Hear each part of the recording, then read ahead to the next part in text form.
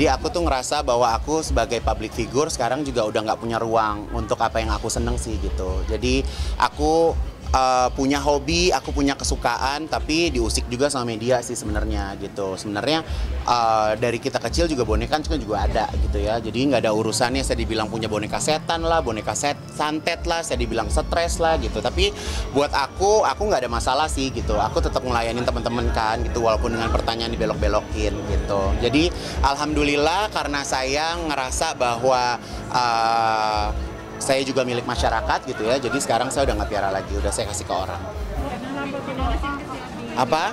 Kalau saya kasih ke orang, nanti orangnya lo cari lagi, ya kan? Karena kan kalian butuh rating, butuh berita kan, gitu. Kenapa kan udah sayang, kalau kita lucu gitu. Kalau kenapa harusnya kalian kemarin beritain yang baik-baik.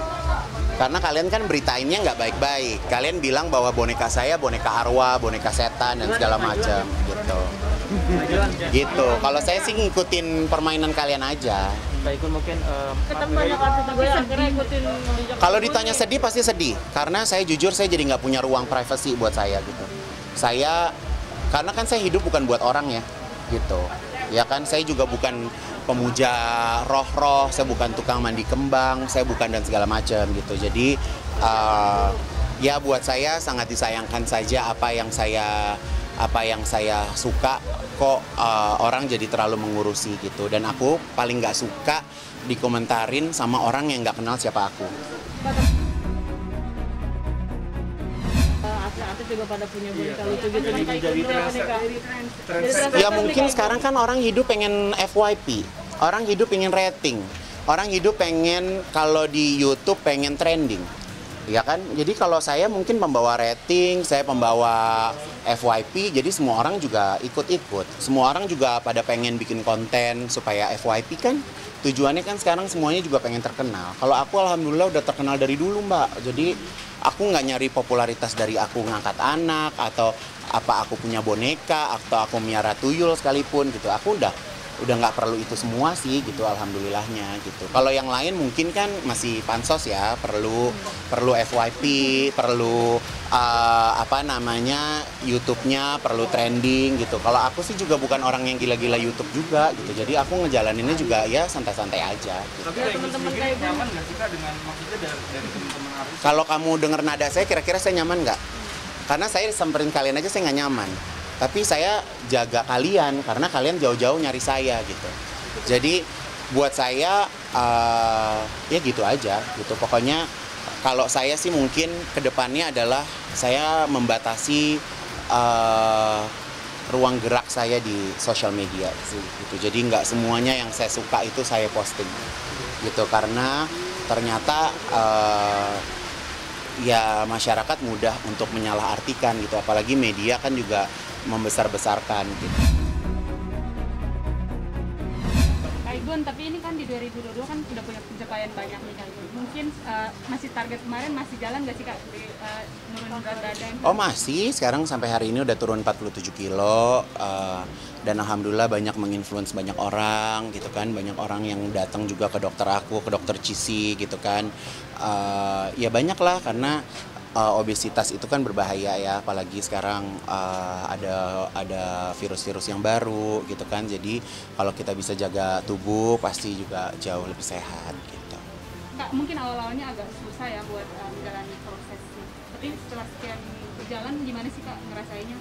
Ya rasanya sekarang lebih enak sih, tidur lebih pules, gula darah normal, kolesterol bagus gitu. Jadi ya gitu, alhamdulillah. Kak, itu katanya ukuran baju juga mulai masuk yang saya selalu. Oh alhamdulillah sekarang udah bisa belanja baju-baju mahal. Ini highlight nih, Igun pakai baju-baju mahal ya kan, biar berita lo naik. Jadi ya alhamdulillah sekarang baju saya mahal-mahal gitu, bermerek gitu. Rencana mau turun berapa kilo lagi? Saya pengen turun mungkin 10-15 kilo, abis itu saya mau operasi. Aku mau kecilin badannya gitu. Operasi Aku mau operasi payudara. Ini dapat 2 highlight nih ya. Igun bajunya mahal-mahal. Yang kedua, Igun mau operasi payudara karena dengan aku turun berat badan, wilayah dada itu tidak ikut turun berbarengan gitu. Jadi aku mau buang. Gitu. itu nanti di mana Kak mungkin? di luar negeri atau Di dokter aja di sini. Ntar kalau keluar negeri gue karantina lagi 7 hari. Iya kan, capek lagi ya sis, gitu. Tapi dukungan dari keluarga seperti apa sih dalam Oh, kalau mama dukung banget karena kan aku setiap hari makan masakan mama gitu. Jadi jarang jajan. Jadi makan masakan mama, mama masak pagi sama malam gitu. Pagi sama siang gitu. berarti mama senang juga ya maksudnya akhirnya Pak bisa masakin buat Kak Igun. Iya, jadi kan mama ada kesibukan juga ya gitu.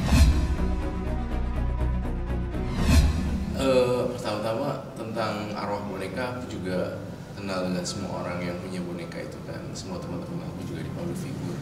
Tapi terkait dengan boneka arwah itu, aku cuma bisa bilang ke mereka harus bedain antara obsesi, sensasi, fantasi atau koleksi doang.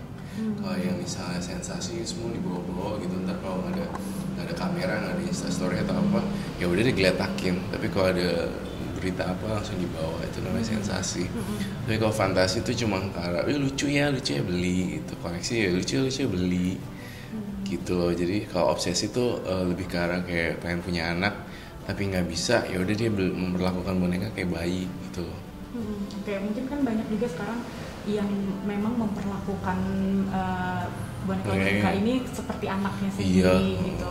Menurut kakak sendiri gimana? Sebenarnya gini loh, nggak masalah juga mereka memperlakukan boneka seperti anak juga. Cuma harus tahu tempat juga kali ya. Nggak semua orang bisa memahami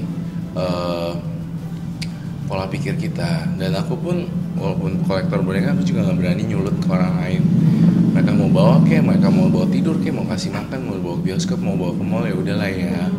Cuma aku ya udah menghargai aja. Kalau aku nggak, aku sebagai koleksi doang. Kalau Dede Roy ini cuma sebagai kolektor boneka Betul, koleksi doang. Bukan Kolektor. kayak trending orang kayak dikasih makan. Enggak sih, jarang. Coba kalian bisa deh nanti kalau misalnya ada kesempatan lihat kamar boneka itu nggak ada makanan sama sekali. Karena memang pertama waktu aku sibuk, kedua aku mikir ini kan sebuah tanggung jawab ya. Ketika dikasih makan terus nih akan sajen.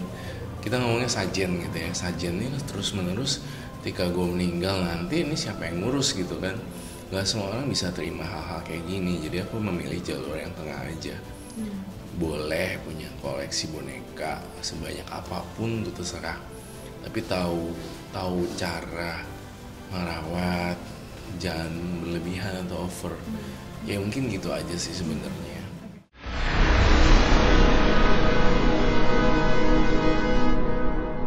Jadi jangan lupa untuk subscribe Cumi Cumi.